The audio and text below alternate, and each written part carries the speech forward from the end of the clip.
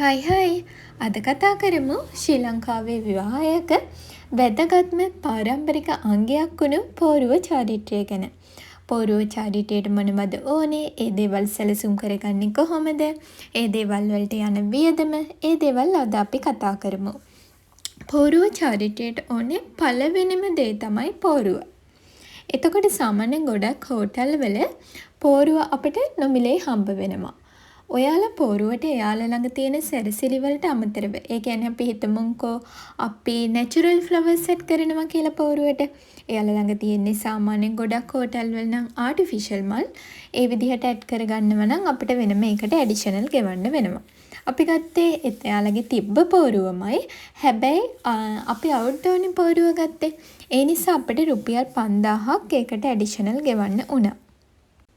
ඊළඟට පෝරුව චාරිත්‍රයට අවශ්‍ය ද්‍රව්‍ය ගැන කතා කරද්දී මේක සාමාන්‍යයෙන් චාරිත්‍රය, ඒ කියන්නේ අෂ්ටක කියන පුද්ගලයාගෙන් පුද්ගලයාට වෙනස් වෙන්න පුළුවන් මේ බඩු ලිස්ට් එක. හැබැයි ඉතින් පොඩි වෙනස්කම් තියෙන්නේ. අපේ ලිස්ට් එක මම ඔයාලට කියන්න. සුදු රෙදි 2යි, සුදු හාල් කිලෝ 1ක්, ලැදපස් මල් පැකට් 1ක්, පඩුරු 21ක්, බුලත් අත් 7ක්, පිරිත් නූල් කැබැල්ලක්, කෙන්ඩියක්, පැන් වැඩීමට භාජනයක්, පොල් මල් 4යි, පොල් ගෙඩියක්, මැටි පහන් 4ක්, පහන් තිර පැකට් 1ක්, පොල් තෙල් බෝතල් භාගයක්, කැත්තක් සහ හෙප්පුව. ඊළඟට පෝරුව චාරිත්‍රය මෙහෙවන පුද්ගලයා. අපිට අෂ්ටක කියන කෙනෙක් හෝටලෙන් දුන්නා. එතකොට අපි ඒ අංකල්ට දුන්නා රුපියල් 20000ක්. ඔයාලට කැමති ගාණක් ඒකට දෙන්න පුළුවන්. ඊළඟට ඔයාලගේ උත්සවය ලස්සන කරන සංගීත කණ්ඩායම්, නැටුම් කණ්ඩායම්, බෙර වාදන, මගුල් බෙර, නැටුම්, ජයමංගල කාථා සඳහා ගන්න කණ්ඩායම් වලට අපි ගෙවන්න ඕනේනේ. එතකොට එයාලට අපේ ජයමංගල ගාථා කියන නංගිලා දෙන්නයි අපි ගත්තේ. එයාලට 3000 ගානේ රුපියල් 6000ක් දුන්නා. නැටුම් කණ්ඩායමට අපිට උනා රුපියල් 30000ක්. තෑගි. ඉස්සර මනමාලියගේ අම්මට කිරි කඩ හේලය කියලා සුදු රෙදිරියන් 20ක් දුන්නනේ කිරිවල ණය ගෙවනවා කියලා. දැන් නම් ඉතින් ගොඩක් වෙලාවට සාරියක් තමයි දෙන්නේ. අපි ගත්තේ අම්මට සාරියක්, සුදු පාටට හුරු සාරියක්. තනිකර සුදු නම් ගත්තේ නෑ, දෙන්නේ නෑනේ තේරුමක් නැති නිසා. අයියලාගේ අම්මලාටත් එතකොට තෑගි ගත්තා. අපේ තාත්තට, ඊළඟට පෝරුවට මාව නග්ගපු මාමට අපි තෑගි ගත්තා. ඒ දේවල් වලට ඉතින් යන වියදම් කාලෙන් කාලෙට වෙනස් වෙනවා. රන් ආභරණ. මට මේවට ගිය වියදම මන් බිල් එකත් එක්කලාම කලින් දාලා ඇති වීඩියෝ එකක ඔයාලට. ඒ වීඩියෝ එක බලපු නැති කෙනෙක් බලන්න. ඒකෙන් අදහසක් ගන්න. ඔය දේවල් තමයි එතකොට පෝරුවට මූලික වශයෙන් ගන්න ඕනේ අපි. දැන් අපි කතා කරමු පෝරුවක් ලස්සනට කරගන්න අපිට වැදගත් වෙන කාරණා ගැන. පෝරුව ලෑස්ති කරනකොට අනිවාර්යෙන්ම ඔයාලා මේ දේවල් ගැන චුට්ටක් හිතන්න.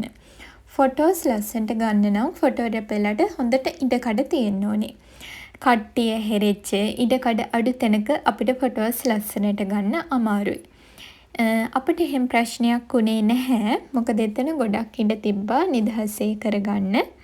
අපේ අතිනුත් උණු වැරැද්දක් අපි හිතුවා ඔයාලත් එක්ක ෂෙයා කරගන්න.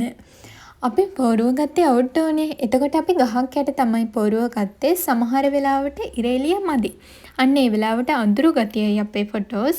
ලයිට් සෙට් කරන්නත් ඉතින් වෙලාව මදිනේ. කාලයත් මදිනේ. ඒ හන්දා ටිකක් අමාරු වුණා අපේ සමහර ෆොටෝස් අඳුරුයි. ඔයාලා ඒ ගැන ටිකක් හිතන්න. ඊළඟට පෝරුව ඔයාලගේ චාරිත්‍ර පටන් ගන්නේ 8:00 පස්සේ නම් ඔයාලා අනිවාර්යෙන් හිතන්න. මොකද පෝරුව එළිය ගන්නකොට ලොකු ගැටලුවක් වෙනවා ඉර එළිය. ඉර එළිය සාමාන්‍යයෙන් ඉතින් 8:00 පස්සේ ගොඩක් තදයිනේ. ඒ වෙලාවට ඔයාලා පෝරුව එළිය ගත්තොත් ඔයාලගේ මේකප් එක කොච්චර හොඳට තිබ්බත් මේකප් එකට ඒක බලපාන්න පුළුවන්. අවුවට දාඩිය දානකොට මේකප් එක ඉතින් සාමාන්‍යයෙන් දිය වෙනවනේ අපේ.